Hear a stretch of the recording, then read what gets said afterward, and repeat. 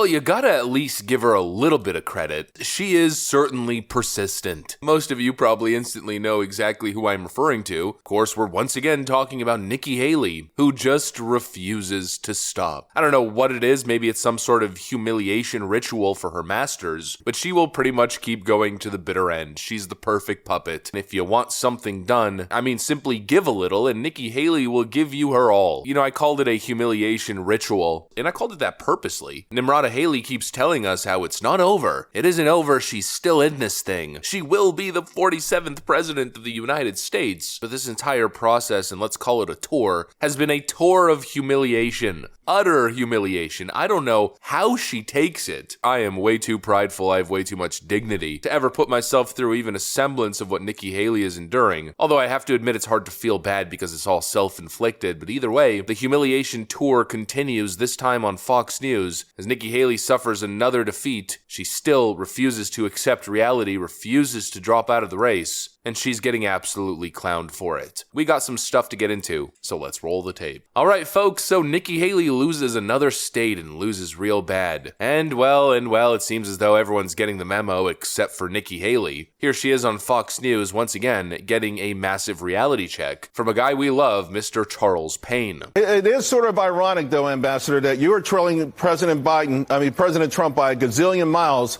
and you're quoting polls. You know, that right there is the exact question I think we've all been asking ourselves. You're up in the polls. Nikki Haley says she's up by 10 points in the polls. She's the woman to beat Biden. Well, if you're so up in the polls, if you're so popular and electable, why is it that you can't even win the primary? Oh, yes, of course. The old weak primary candidate, but strong general election candidate. Yeah, that doesn't exist. That's what they told us about Bernie Sanders, right? Bernie will never be able to win the primary, but if ever Bernie made it to the general election, he would simply win. I don't know where this nonsense came from, but it's exactly that. It's complete nonsense. If you're a weak primary candidate, you're very likely to get exposed in the general election, despite what push polls are telling you. Nikki Haley says she's up by 10. No, she isn't. Here's the polling aggregate between her and Joe Biden. She isn't really doing that hot. There's just a couple outlier polls that seem to show her winning by astronomical numbers. There's two polls that show Nikki Haley plus 13 from CNN and Nikki Haley plus 9 from NBC News. That is pretty much it, and I guess we'll count the plus 8 from CBS News. Notice how it's all left-wing fake news, controlled opposition outlets. If you don't take those outlier polls into consideration, Nikki Haley's doing pretty bad, actually. There's a set of polls here from Harvard Harris, Yahoo, The Economist, and Rasmussen, all extremely credible pollsters, showing her losing pretty badly, 4 polls in a row. If we look at the Trump versus Biden matchup, polls like that don't exist. In fact, Trump seems to have a more consistent shot at beating Joe Biden in a general. Nikki Haley has a couple outlier polls, but for the most part, a whole lot of blue, a whole lot of potential Biden victories. And that's before Nikki Haley gets exposed in October. You know, Nikki's pretending as if she's going to be the media darling this entire time. Vote for Nikki. She's the strongest candidate to tackle Joe Biden in the general. Excuse me, but Nikki Haley is currently part of a DNC operation. Of course, she's a current media darling. During the nomination process, as she tries to unseat Donald Trump, they're going to love her. They're not going to print any bad pieces. They're going to puff her up. And then, of course, if she was to win the nomination the moment it's general election time, the gloves come off and the scandals begin. We'll most likely see a couple October surprises. We also have Nikki Haley's extensive history of adultery, where multiple people have gone on the record confirming that they've had adult relations with Nikki Haley while she was still married to her current husband. You know, the media hasn't gone too hard on those stories. In fact, I don't think Nikki Haley has ever even been questioned about those stories. But the moment it's general election time, that's pretty much all you're going to hear about. In other words, the moment it gets real, Nikki Haley would get a serious reality check and most likely start precipitously dropping in the polls. Nikki Haley's an untested general election candidate who can't win a primary. In other words, Nikki Haley is unelectable. Nikki Haley would fall apart in about 2 seconds if the media declared her public enemy number 1. We've seen the way that she deals with questions and pressure. She's like Kamala Harris, she completely falls apart. Without the establishment media propping her up, she is weak and easily dismantled. Meanwhile, we have Donald Trump frickin' dodging bullets left, right, and center. Even Nikki Haley launching bullets. But look at what happened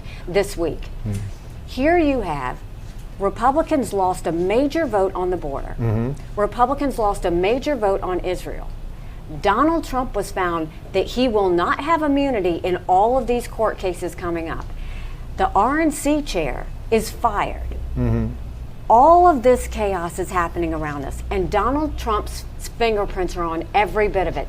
We can't continue as the Republican Party to go forward with this chaos. You don't defeat Democrat chaos with Republican chaos, and that's why we've got to see a change. But of course, Trump is still standing, now isn't he? And what an absolute farce. The woman is attempting to win the Republican nomination after saying stuff like the GOP lost a vote on Israel and the border. Are you out of your damn mind? Imagine being so out of touch and so disconnected. The majority of Republican voters know what's in that bill and have no interest in funding that bill, but that's somehow a loss for the GOP. No, it's a win against reckless spending and scam legislation that aims to misdirect. The Secure the Border bill, which 85% of the spending in the bill goes to funding endless proxy wars abroad. They should call it the frickin' Nikki Haley bill. Somehow the GOP standing in the way of that horrible legislation is the GOP losing a vote. Somehow, a biased DC appeals court ruling against Donald Trump is Trump losing in court, even though all he was looking for was to extend the appeals process. This woman is a plant. She is a rhino, a Republican in name only. She is not a Republican. All she does is parrot left-wing talking points. Here's another. Governor, Ambassador, great to have you back. Thank you. Let's get your reaction first to Robert Hur's report and the press conference, the very angry one that occurred right after. You know, a few things that you look at this. I mean, I think the first thing is you look at the fact that, we got to take the politics out of all of our agencies. I mean, whether this is Clinton, whether this is Biden, whether this is Trump, they all need to be handled fairly. And clearly that's not the case. We have to get rid of the double standard, and that continues to show itself. The second thing is it is unbelievably disturbing that they are showing that they see Biden to not have a good memory, that they see him as diminished, that they see that it's a problem, and they point blank say that. I mean, this is actually dangerous. I mean, I have said, look, people make fun of the fact that I say we need to have mental competency tests. There's a reason 70% of Americans don't want to see a Biden-Trump rematch. The party that gets rid of their 80-year-old candidate is going to be the party that wins. Right, let's distract from Joe Biden, who just said that Mexico is on the border of Egypt and Gaza. Let's distract away from that, and as a Republican contender focus the cognitive issues topic. Not only Biden, but Biden and Donald Trump. She's doing the bidding of the DNC. She is fake. This is one massive humiliation tour that she's okay with because she's most likely getting paid a pretty penny to engage in the behaviors that she's engaging in. Of course, that's the only logical explanation because nobody, and I mean nobody in their right mind would put themselves through this kind of humiliation unless there was some sort of ulterior motive, unless there was some sort of financial motive or personal benefit motive which required you to engage in this kind of behavior. There's no other explanation, period. Oh, and just to make matters worse and more humiliating for Nikki Haley, she recently lost in the caucus vote in Nevada in a state election that she called rigged. Does that situation in Nevada hurt a little bit? No, I mean, Nevada, it's such a scam. They were supposed to have a primary. Trump rigged it so that the GOP chairman, who's been indicted, would go and create a caucus. We knew months ago that we weren't going to spend a day or a dollar in Nevada because it wasn't worth it.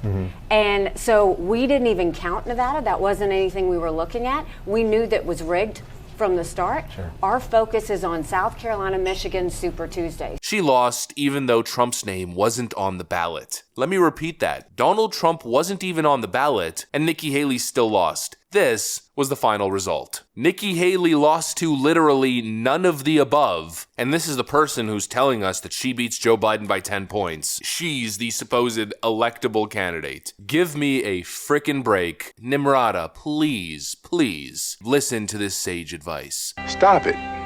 Get some help. Anyways, that's what I got for you guys. Hopefully you enjoyed the video. If you did, make sure to leave a like and possibly subscribe to the channel. Thanks for watching, and I'll see you on the next one.